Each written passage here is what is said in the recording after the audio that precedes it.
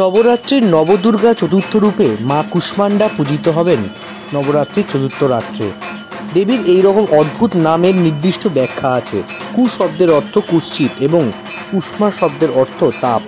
কুষ্মা শব্দের অর্থ তাই ত্রিতাপ বা দুঃখ। দেবী জগতের দুঃখ গ্রাস করে নিজের উদরে ধারণ করেন, তাই তার নাম কুষ্মান্ডা।